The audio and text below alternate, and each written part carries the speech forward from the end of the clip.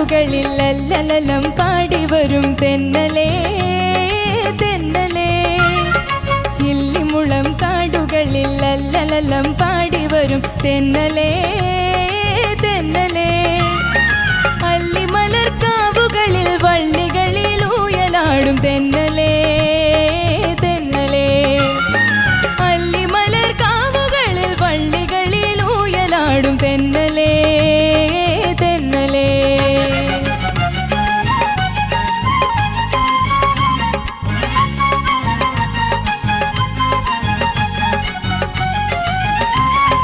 വെയിൽ നിന്നു വിളയാടും നിഴലില്ല നിലമാണ് നിവരാനും നേരമില്ലാതെന്നലേ.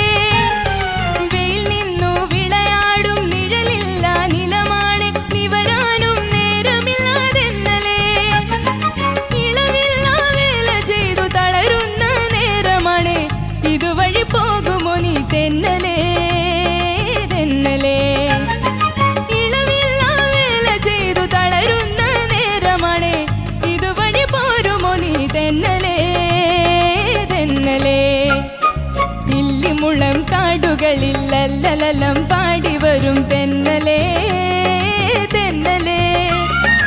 അല്ലിമലർ കാവുകളിൽ വള്ളികളിൽ ഊയലാടും തെന്നലേ തെന്നലേ.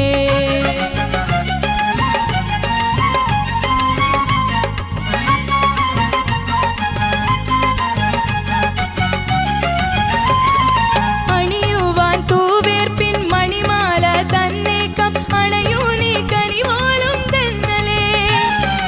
അണിയുവാൻ തൂവേർപ്പിൻ മണിമാല തന്നേക്കാം അണയൂ നീ കനിപോലും തെന്നലേ. കരിവാള ചെരി പൊട്ടും കുളിർ കൈയിൽ ചന്ദനവും പനിനീരും കൊണ്ടുവരൂ തെന്നലേ തെന്നലേ. കരിവാള ചെരി പൊട്ടും കുളിർ കൈയിൽ ചന്ദനവും പനിനീരും കൊണ്ടുവരൂ തെന്നലേ തെന്നലേ. ഇല്ലിമുളം കാടുകളിൽ ലല്ലലലം പാടി വരും തെന്നലേ തെന്നലേ.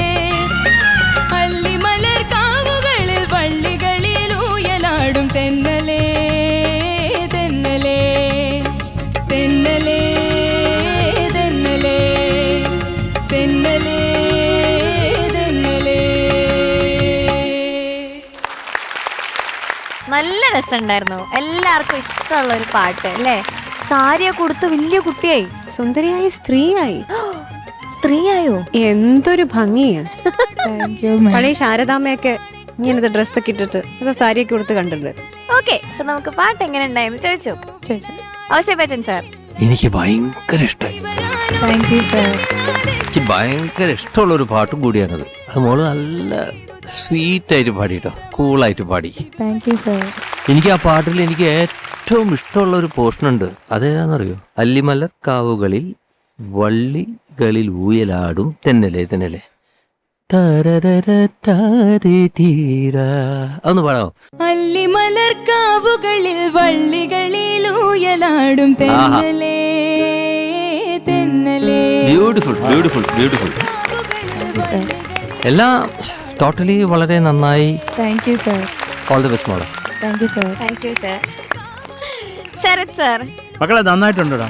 നീ ഒരു വലിയ ഒരു മുതിർന്ന സ്ത്രീയെ പോലായി. ഇതൊക്കെ കൊടുത്തിട്ട് സാരിയൊക്കെ കൊടുത്ത് അതിലെ ഏറ്റവും വലിയ സംഭവം ഞാൻ ഇവിടുന്ന് പോയപ്പോൾ ചോദിച്ചു, മോളെ നീ പിന്നെയും വളർന്നോടാ എന്ന് ചോദിച്ചപ്പോൾ എന്നെ ആ കാലൊന്ന് കാണിച്ചു. ഹീലില്ലാത്ത ചെരുപ്പാണ്, ശരിക്കുള്ള ഹൈറ്റ് ആണെന്നോ. നമുക്കത് അഹങ്കാരത്തിന്റെ ഒരു മൂർത്തിമത് ഭാവമാണെന്നാണ് ഞാൻ കാണിച്ചേ. അത് ഹീലയില്ല അതിന്. അപ്പൊ ഞങ്ങളൊക്കെ ഇടുന്നത് ഇച്ചിരി ഉണ്ട് ഇത്തിപ്പോലും. മക്കളെ നന്നായിട്ട് പാടിയടാ. നല്ല എന്താ പറയണ്ട, അതിന്റെ ഒരു സുഖമുണ്ടായിരുന്നു. ഇല്ലിമുളം കാടുകളിൽ കാടുകളിൽ ആ സാധനങ്ങളൊക്കെ കിട്ടിയിരുന്ന കുറേയും കൂടെ നല്ലതായിരുന്നു. അത് മൂടങ്ങ് നല്ല സുഖിപ്പിച്ചത്. അത് ഓരോ അതിന് ഒരു ഫീലില്ലേ, അതും പാടാമോ? ഇല്ലിമുളം കാടുകളിൽ ഇല്ലിമുളം കാടു അതല്ലടാ, ഇല്ലിമുളം കാടുകളിൽ കാടുകളിൽ ഇല്ലിമുളം കാടുകളിൽ അത് തന്നെ കാടുകളിൽ ഇല്ലിമുളം കാടുകളിൽ അത് കുറച്ചും കൂടെ ശക്തി കൊടുക്കാന്. ഇല്ലിമുളം കാടുകളിൽ ലല്ലലല്ലം പാടി വരും തെന്നലേ തെന്നലേ. അല്ലിമലർക്കാവുകളിൽ വള്ളികളിൽ ഊയലാടും തെന്നലേ തെന്നലേ. ആ ഊയലാടും എന്നുള്ള ആ സംഗതി ഇല്ലേ, അതവിടെ ദേവരാജ വെച്ചേക്കുന്ന അടുത്തത് അത് തെന്നല്ലേ എന്നുള്ളതാണ്. തെന്നല്ലേ തെന്നല്ലേ. പക്ഷെ എന്ത് രസമാണ് ഈ കോമ്പസിഷൻ. അത് മാത്രമല്ല മോളെ, ഇത് ഏത് സ്റ്റേജിലുവേ ഇപ്പോൾ ഉള്ള ഈ കുത്തുപാട്ടിൻ്റെ ഇടയ്ക്കാണെങ്കിലും ഒരു കിള്ളിമുളങ്കാടുകളിൽ എന്ന് പാടുമ്പോൾ ജനങ്ങളുടെ റെസ്പോൺസ് ഭീകരമാണ്. അപ്പോൾ അത് അത്രത്തോളം ജനഹൃദയങ്ങളിൽ കുടിയിരിക്കുന്ന പാട്ടുകളാണ് ഇങ്ങനെയുള്ള പാട്ടുകൾ. അപ്പോൾ ഇതിൻ്റെ ഇത് ആരൊക്കെയാണെന്ന് പറയാമോ മോളെ? Lyrics ONV Kurup sir, music Devarajan master, പാടിയത് KS ജോർജ് സാർ, പിന്നെ 1956 ജനിച്ച ഇറങ്ങിയ മുടിയനായ പുത്രൻ്റെ എന്നെ ഇത്രയൊക്കെ പഠിച്ചിട്ടുണ്ടല്ലോ കുഞ്ഞുങ്ങൾ. അത് നിങ്ങളിപ്പോൾ ഉള്ള പിള്ളേരല്ലേ, അവർക്ക് ഇതൊക്കെ ഡീറ്റെയിൽ പഠിക്കണം മോളെ. കാര്യം ഇങ്ങനൊരു പാട്ട് നമുക്ക് കിട്ടിയതും മോൾ ഇത്രയും മനോഹരമായി പാടാൻ കഴിഞ്ഞോ ഞങ്ങളൊക്കെ ആഹാ എന്നൊക്കെ പറയുന്നതൊക്കെ അവർക്ക് സൃഷ്ടിച്ച് നമുക്ക് തന്നതുകൊണ്ടാണ്. അപ്പോൾ അവരൊക്കെ നമ്മുടെ എന്താ പറയുക ഒരു ദൈവങ്ങളെ പോലാണ്.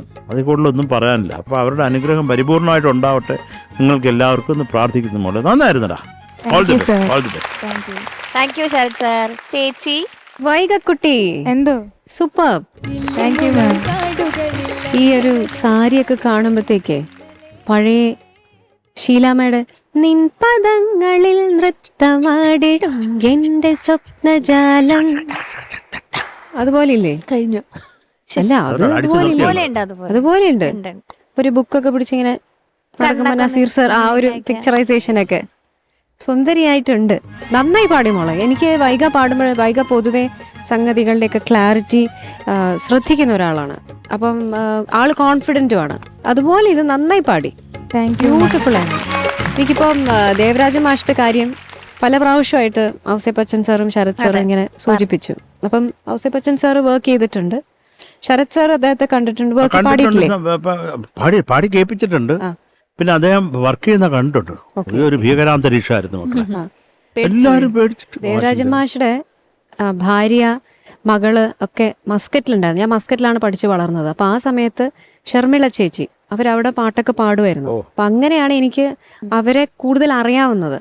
നാട്ടിൽ വന്ന സമയത്ത് സാറ് ദേവരാജ മാഷ് ഇങ്ങനെ ഒരു ശ്രീനാരായണ ഗുരു അദ്ദേഹത്തിന്റെ പേരിൽ ഒരു ഭക്തിഗാനം ചെയ്യുമായിരുന്നു. അപ്പം പുതിയ കുട്ടികൾ അന്വേഷിക്കുന്നുണ്ടെന്ന് പറഞ്ഞു. അങ്ങനെ ഞാൻ അവിടെ ഒരു വോയിസ് ടെസ്റ്റിന് പോയി. അങ്ങനെ ഞാൻ ആദ്യമായിട്ട് ദേവരാജ മാഷെ കാണുന്നത്. മാഷിന്റെ പ്രോഗ്രാംസ് ഒക്കെ കണ്ടിട്ടുണ്ട്, പക്ഷെ നേരിട്ട് കാണുന്നത് അങ്ങനെ ആദ്യമായിട്ടാണ്. അപ്പോൾ അവിടെ ചെന്നപ്പോൾ പാടുമോ പറഞ്ഞാൽ ഞാൻ സാർ പാടും. ഇപ്പം ഞാനിത് ഈ മോളുടെ പ്രായമുള്ളൂ, 10ൽ പഠിക്കുക. അപ്പം ഞാൻ ചെന്നു, പാടാൻ വേണ്ടി ചെന്നു. സാർ വോയിസ് ടെസ്റ്റ് ഒക്കെ എടുത്തു. വല്ല പേടിച്ചിരിക്കുക. പക്ഷെ സാറിൻ്റെ അത്ര പേടി എനിക്കില്ല. കാരണം നമ്മൾ ഇപ്പോൾ ഈ കൊച്ചു കുട്ടികളെ പോലെ അതിൻ്റെ ഒരു സീരിയസ്നെസ് അറിയില്ല ആ ഒരു പ്രായത്തിൽ. മാഷെ കണ്ടു അവിടെ കൊല്ലത്ത് വെച്ചാണ് മാഷെ കാണുന്നത്. മാഷ അവിടെ എല്ലാം കണ്ടു. ശരി എന്തെങ്കിലും ഒന്ന് പാടും എന്ന് പറഞ്ഞപ്പോൾ ഞാനൊരു 4 വരി പാടി. മതി. അപ്പം ഇവിടെ തരങ്കിണി സ്റ്റുഡിയോയിലാണ് റെക്കോർഡ് ചെയ്യാന്ന് പറഞ്ഞിട്ട് അങ്ങോട്ട് ഇന്ന ദിവസം റെക്കോർഡ് ചെയ്യാന്ന് പറഞ്ഞിട്ട് പറഞ്ഞു.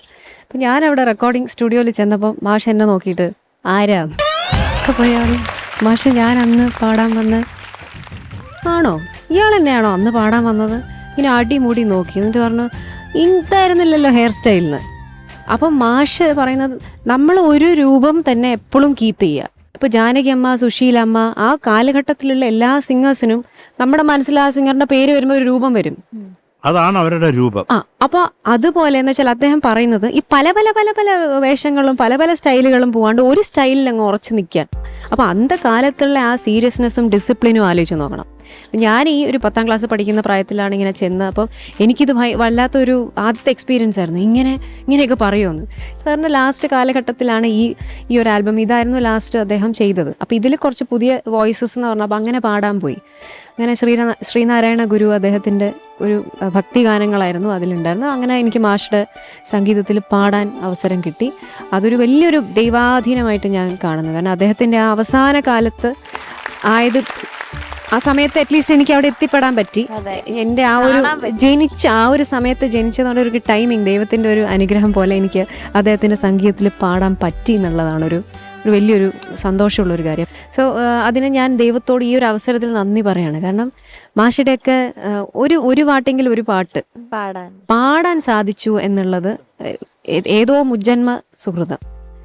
മോള് ഈ പാട്ടുകൾ നിങ്ങൾ വീണ്ടും ഒരു പുനർജന്മമാണ് ഈ പാട്ടുകൾക്ക്. ഈ വേദികളിൽ പുതിയ തലമുറ ഈ പാട്ടുകളൊക്കെ എടുത്ത് പാടുന്ന കാണുമ്പോൾ കേൾക്കുമ്പോൾ വലിയ സന്തോഷം.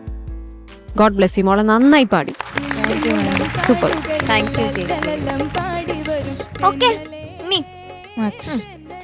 ശരത് സർ.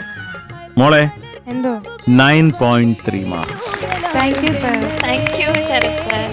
ചേച്ചി മോളോ എന്തോ 9.4 marks. Thank you ma'am. Okay. So total 18.7. Super, അടിപൊളി. ഓക്കേടാ.